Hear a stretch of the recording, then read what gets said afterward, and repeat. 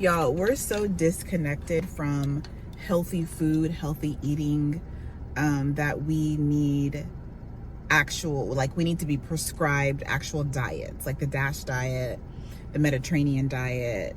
I was teaching a class yesterday, and there was a North African lady in the class. She later on told me. And the class is about brain health, healthy living for your brain and body. There's a part of the class where we start to talk about nutrition. Nutrition is a key component to obviously living healthily, but also supporting your brain, cognitive to reduce cognitive decline. Y'all, I don't know why, but I'm so stuffy. So I get to the nutrition portion, and she's like, what is the Mediterranean diet to you all? Mind you, she very thick accent. English is not her first language, so she obviously and she did say that she eats a Mediterranean diet, but what is that to you all? So I proceed to say, it's a plant-based diet with eating, meats occasionally, like fish and more lean meats, but it focuses on fruits, vegetables, getting your fats from like fish, oil, nuts, seeds, unsaturated oils, nuts and seeds. And it's a heart-healthy diet that really promotes heart health, reduces stroke, high blood pressure, all the things that have to do with heart disease. And while I'm talking, her mouth hits the table. And so I can read the room, and I'm like, I finish up what I'm saying, and I'm like, well, what's the Mediterranean diet to you? And she's like, well, this is a regular diet. This is regular.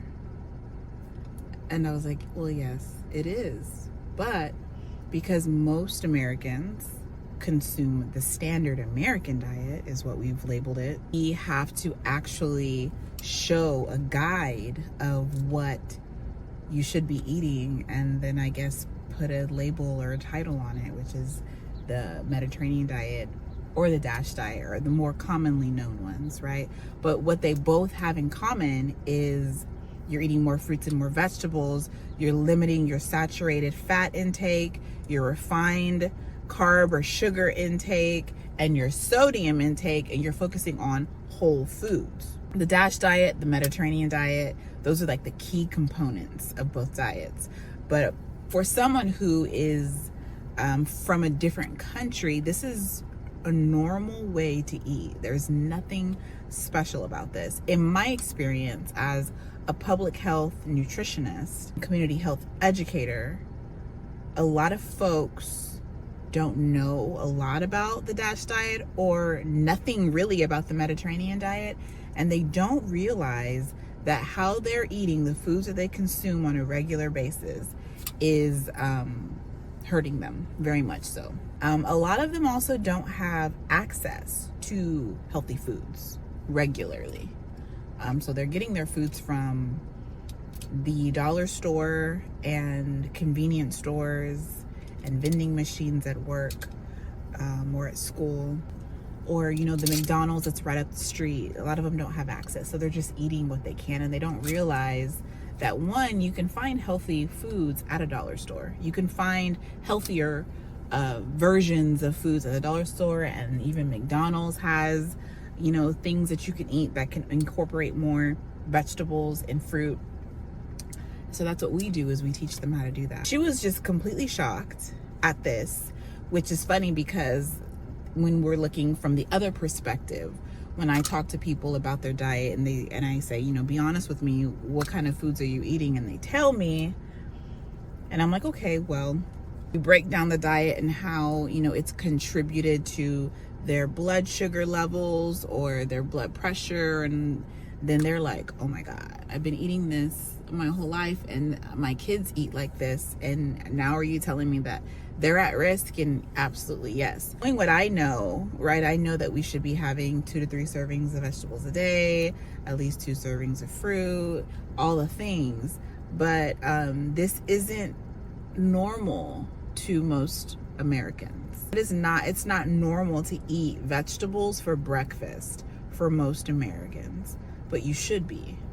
You should have vegetables for breakfast, lunch, and dinner. It's not normal to have a small palm-sized piece of meat for lunch or dinner. We have a huge, these things aren't normal for most Americans, and then to have a really big plate and fill it all up and eat it all up, instead of having like a 9-inch plate with half vegetables, some grains, and a small piece of protein.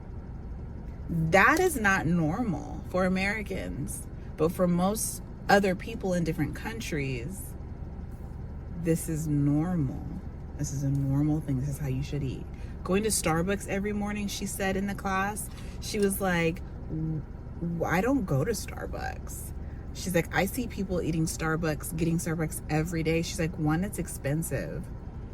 2, it's not even good. And 3, there's so much sugar. But I know people that go to Starbucks every single day. So I just wanted to share that. How we eat is not normal, and it is what's hurting us. Conditioned to eat a certain way, and we lack that flexibility. Oftentimes we don't want to learn. We don't want people to tell us how we should be eating because we're so used to the habit of, eating a certain way. And so it's in your control to adopt new habits, because your kids, your grandkids, think about that. Think about how they're watching you eat and the habits that you're instilling in them and how it's going to hurt them bad. Anyways, love y'all. Bye.